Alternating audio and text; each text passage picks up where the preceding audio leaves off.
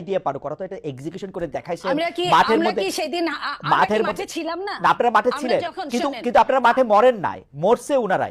আমি কে বলেছে আমাদের লোক বেশি মরেছে? না, ছাত্ররা সেটা আপনারা দাবি করেন, সেটা আপনারা দাবি করেন, আপনারা দাবি করেন। আমি বলি প্লিজ, জি, কয়জন ছাত্র না, আমি আমাদের দেশে প্রত্যেকটা তো শহীদের প্রতি শ্রদ্ধা রেখে কথা বলছি। এবং ছাত্র যারা, কয়জন ছাত্র ছাড়া যারা বাকি ছিল সবই অনেক বেশি, হ্যাঁ, তার চেয়ে অনেক বেশি রিকশাওয়ালা, হ্যাঁ, ভ্যান গাড়ি চালক, তো বিএনপি তো না, আপনার দলীয় বিএনপি নেতা, তো না, বিএনপি অবশ্যই বিএনপি। না, রিকশাওয়ালা তো ইয়াসিন, আমি রিকশাওয়ালা তো বৈষম্য বিরোধীর কথা শুই নাই আসছে, বিএনপির কথা শুনে তো আসে নাই। কোন বৈষম্য বিরোধী না। শোনেন, যখন আপনি মানবতার জন্য 28 অক্টোবরও তো বাংলাদেশে মানুষ রিকশা চালাইতো আপা, 28 অক্টোবরও তো বাংলাদেশে মানুষ রিকশা চালাইতো, তারা তো আসে নাই। আমি আপনাকে এটাই বলি, এই জন্যই তো মুনাফেক হতে হয়েছে। আমি এখন ওদের পক্ষেই কথা বলছি। জি বলেন। কারণ হ্যাঁ, ওরা যদি বিএনপি হয়ে নামতো, ওদের কিন্তু অনেকেই কিন্তু বিএনপি সন্তান, বড় বড় নেতা উপদেষ্টারাও কিন্তু বিএনপি সন্তান। ওরা যদি ওই বিএনপি হয়ে নামতো তাহলে কিন্তু ওদেরও অবস্থা 14 শিকের মধ্যেই হতো, ওরা নামতে পারতো না। ওদের অনেক রকম প্ল্যান করে, অনেক রকম ভাবে ঘুরে ঘুরে এই কাজগুলো করতে হয়েছে। তো এই কাজগুলো করতে গিয়ে হয়েছে কি, ওরা নিজেদের মধ্যে হারায় গেছে। এই যে মানে মুনাফেকি চরিত্র এখন প্রকাশ পাচ্ছে। আপা একটু ছোট করে বলি যে আপা, যখন এটা প্রকাশ পাওয়া গেল, এই সরকার কিন্তু, আমি যত কথাই বলি 25 জুলাই মানে শেখ হাসিনা সরকার কিন্তু 25-26 জুলাই কিন্তু বুঝে ফেলছে যে এই ছাত্রদের আসলে মূল উদ্দেশ্য কি। যখন মূল উদ্দেশ্য কি, তখন যখন তাকে বুঝে ফেলে, তখন যাদের ক্র্যাকডাউন করতে চাইছে ওরা তো মাঠে দাঁড়ায় ছিল আপা, চলে তো যায় নাই। আমরা কিন্তু এই জুলাই আগস্টের আগে বিএনপি কে অসংখ্য বার জিনিসটা কাছাকাছি চলে আসতে দেখছি। আমি আপনাকে বলি, ওরা কিন্তু অনেকেই চলে গেছিল, অনেকেই হাত তুলে ফেলছিল, অনেকেই মুসলেকা দিয়েছিল, কিন্তু ওরা নিজেরাও জানে নাই যে ওরা একটা গ্রুপ চলে যাওয়ার সাথে আরেকটা গ্রুপ নেমে গিয়েছিল। ওরা কাউকে চিনে না, কারণ সমন্বয়কদের একজনের সাথে আরেকজনের কোনো সংশ্লিষ্টতা ছিল না সারা বাংলাদেশের। ওরা যখন হাত তুলে ফেললো, ওরা যখন মুস্তাকা দিল ডিবি অফিসে, তখন কিন্তু আরেক গ্রুপ নেমে গেল। ওরা কিন্তু এটা ওরা জানতো না, ওরা জানেও নাই। সো দ্যাট এটা কিন্তু অনেক প্ল্যান ছিল। এই প্ল্যানের মধ্যে বিএনপি ওয়ান অফ দেম। বিএনপির এই যে ছেলে আজকে এখন যদি ওরা ডাকে, এখন কিন্তু অত ছেলে মেয়ে হয় না। এই তাহলে বাকি ছেলে মেয়েগুলা কারা ছিল এটা নেপথ্যে? আমরা কি করেছি দেখেন, 3 তারিখে আমি নিচে শহীদ মিনারে গিয়েছি। আমি বলি, ঘুরে দেখে আমি দেখি ছাত্র দলের কয়েকটা জায়গায় ছোট ছোট জাতলা গুল হয়ে বসে গান গাচ্ছে, বিভিন্ন বক্তৃতা দিচ্ছে এবং আমি পয়েন্টটা এটাই বলতে চাই যে নেপথ্যে ওই যে বলে না যে কারু সিলাই সিন্নি খাইলা মুন্সি চিনলা না, এই মুন্সি চেনার জন্য আমি কথাটা বলছি। দিন যত যাবে তত আরো ক্লিয়ার হবে যে মুন্সিটাকে কারু সিলাই সিন্নিটা হয়েছিল। আমি ওই সিন্নির কথাই বলতে চাচ্ছি। আপনি একটু আমাদের পরিষ্কার করে বলেন, কারু সিলাই সিন্নি ছিল আপা, কারু সিলাই সিন্নি মুন্সি কে? বিএনপি। আমি আপনাকে একটা কথা বলি, বিএনপি 15 বছর 15.5 বছর মাঠেই ছিল, মাঠেই আছে। বিএনপি যখন নিজের নামে কখনোই এই সরকারকে ফ্যাসিস্ট, এটা কিন্তু নরমাল কোন সরকার না, একটা ফ্যাসিস্টকে যখন বিএনপি তুলতে পারবে না একা, তখন অন্য যেভাবে আসুক, বলে না যে মুমূর্ষু রোগীর জন্য সবকিছু হালাল। এই জুলাই আগস্ট ছিল মুমূর্ষু রোগী। আমার মনে হয় আপনার বক্তব্য পরিষ্কার। আমরা দেখছি হেফাজতের সময় আসলে বিএনপি বলছিল যে তারা পাশে আছে, তারা পাশে থাকতে বলছিল, বেগম জিয়া আহ্বান জানিয়েছিলেন, তারা বিভিন্ন সময় আসলে পাশে ছিলেন, এই কথা আমার অস্বীকার করার কোনো উপায় নাই। বিএনপি সবসময় আওয়ামী লীগের বিরুদ্ধে যে কোনো কিছু হইলে বিএনপি পাশে ছিল। কিন্তু আপনি এই যে একটু নিউ ইয়র্ক টাইমসের প্রতিবেদনটাকে একটু বলবেন যে আপনাদের যিনি অফিস সামলান, আপনাদের যিনি মুখপাত্র জনাব রুহুল কবির রিজভী বলছেন টাকা দিয়ে নিউ ইয়র্ক টাইমসের প্রতিবেদন ছাপিয়েছে আওয়ামী লীগের দোসররা, এটাকে আপনিও মনে করেন এরকম? এক দুই লাইন যদি বলেন, কারণ আমাদের আবার একটু দেখেন, আমি ওইখানে আমি নিউ ইয়র্ক টাইমসের ওগুলো আমি এটা নিয়ে কিছুই বলতে চাই না, এই কারণে যে রাজনীতির কিছু ক্রাইটেরিয়া থাকে, ধারাবাহিকতা থাকে। সেটা একসময় আওয়ামী লীগ এরকম করতো, মেঠো বক্তৃতা বলতো বা কিছু। আমি এটা বলতে চাই, এটা আরো প্রমাণ সাপেক্ষে, কারণ রিজভী আহমেদ আমার চেয়ে বড় নেতা, উনি যা বলেছেন, ওনার ওইটা একটা বিবৃতি ছিল। বাট আমি এখানে টকশো করছি। আমি আরেকটু কথা জাবিনের বলতে চাই। আমরা কি আবার একটু ঘুরে আসবো? জাবিন আরেকটু কথা বলুক, আরেকটু কথা সহ বলেন, তাহলে তো অনেকগুলো জমে যাবে। আমি একটু ছোট করে বলেন। জি আপা, এই যে পিলখানা শাপলা, এইসবের বিচার, এখন যেটা বলছেন জাবিনরা যে এই বিচারগুলো কি বর্তমান সরকার চায়? পিলখানার বিচার কি চায়? পিলখানার বিচার কি আদৌ পাচ্ছে? পিলখানার বিচার কি, পিলখানার যারা জেলে ধুকে মরছে তারা কি ছাড়া পেয়েছে? অথচ শীর্ষ সন্ত্রাসীরা কিন্তু ছাড়া পেয়ে গেছে অনেকেই। তো পিলখানা শাপলা এই বিচারগুলো কিন্তু যতই মুখে বলুক, আরো যে জাবিন যে কথাগুলো বলছে আওয়ামী লীগের বিচার না চেয়ে বিএনপি কি করেছে, আমি এইটুকু বলি যে এই সরকার আওয়ামী লীগের কি বিচার করেছে, কি বিচার চেয়েছে? যদি এই সরকারের প্রথমে সমস্ত বাংলাদেশে শোনেন 2-1 শেখ হাসিনা পালিয়েছে, 2-3 হাজার নেতারা পালিয়েছে কোনোভাবে, কিন্তু আর বাকি সব বাংলাদেশে আছে, তাদের কি ধরপাকড় হয়েছে ওইভাবে?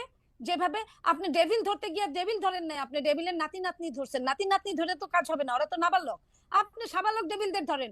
আপনি যাদের ঘরে ঘরে ভর্তি ভর্তি টাকা, আপনি টাকা সরাইছেন, টাকা সরকারি ভাবে ক্রয় করছেন, এই টাকার উৎস কি আপনি জানতে চাইছেন? এই জিনিসগুলো আমরা এই শুনছি সরকার আপা করে না ইচ্ছা আপা করে। জামিন কি জানে আমি জানি না, আমি কি শুনছি সেটা আমি বলি। আমি শুনছি যে স্থানীয় যে আওয়ামী লীগের এমপি, চেয়ারম্যান, মানে উপজেলা চেয়ারম্যান জাতীয় লোকেরা, তারা বিএনপির লোকেদেরকে টাকা টোকা দিয়া ম্যানেজ করে তারপর পালাইছে।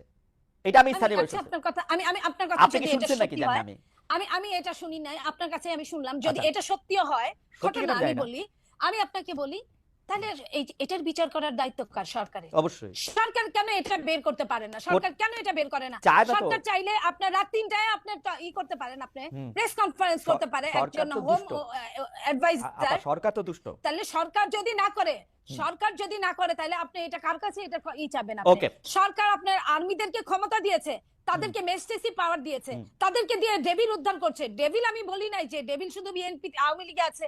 বিএনপিতে যদি থাকে এটা সরকার বের করবে, যদি নাগরিক কমিটিতে থাকে এটাও সরকার বের করবে, যদি সাংবাদিকদের মধ্যে থাকে সেটাও সরকার বের ওকে করবে। আপা, আপনার বক্তব্য পরিষ্কার। সরকার আমার মনে হয় যে জেনে আপনি একদম স্পষ্ট বলেছেন। আমি এই জায়গা থেকে একটু ডক্টর জামিনের কাছে যেতে চাই। ডক্টর জামিন, আমরা যে জরিপের যে প্রশ্নটা পড়লাম সেই প্রশ্নটা নিয়ে আপনার কাছে একটু আসি।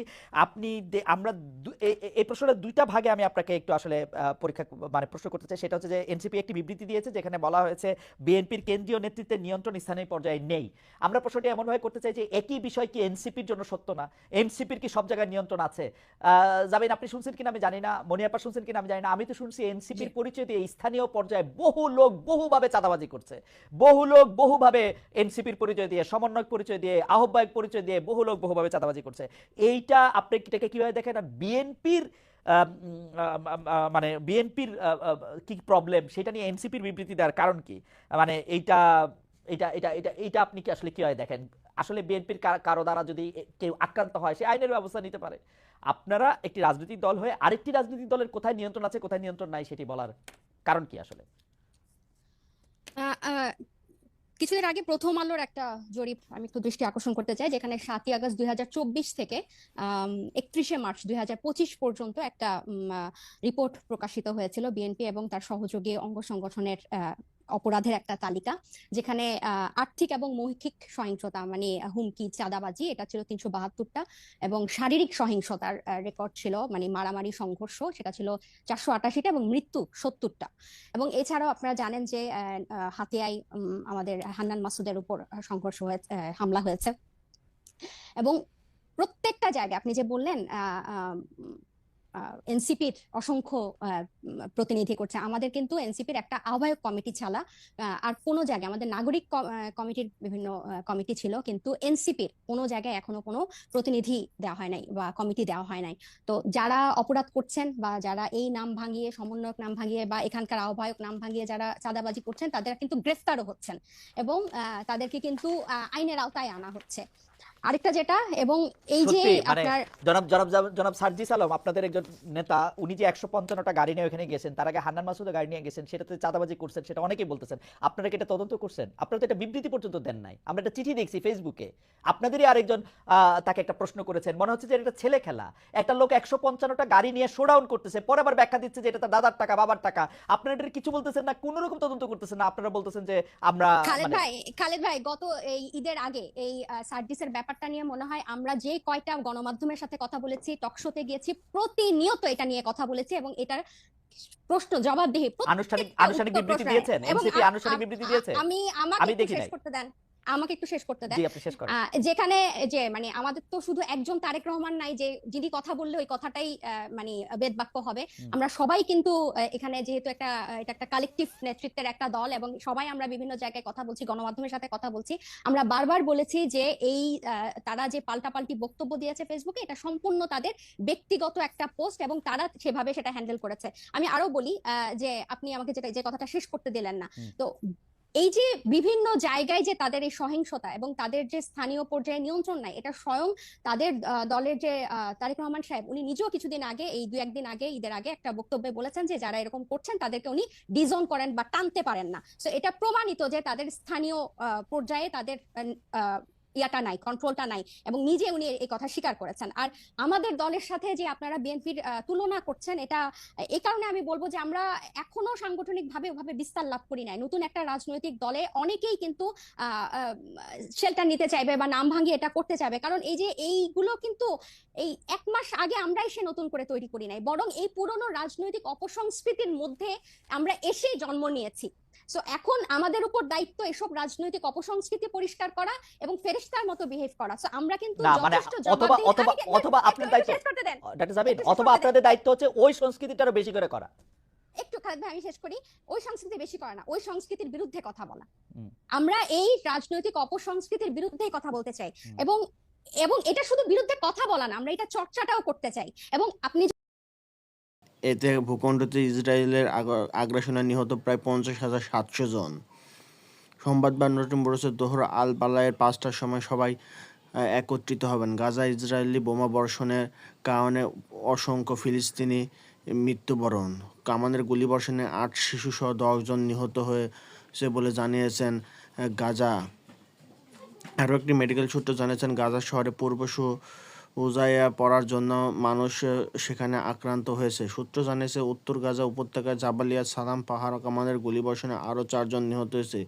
কেন্দ্রীয় গাজার জাওয়াদা এলাকায় একটি বাস্তুচ্যুত শিবিরে ড্রোন হামলায় আরও একজন ফিলিস্তিনি নিহত এবং বেশ কয়েকজন আহত হয়েছেন বলে চিকিৎসকেরা জানিয়েছেন। আরেকটি চিকিৎসা মেডিকেল সূত্র জানিয়েছেন দক্ষিণাঞ্চলীয় খান ইউনিস শহরে একটি বাড়িতে ইসরায়েলি যুদ্ধবিমান থেকে হামলা হয়ে 8 জন নিহত।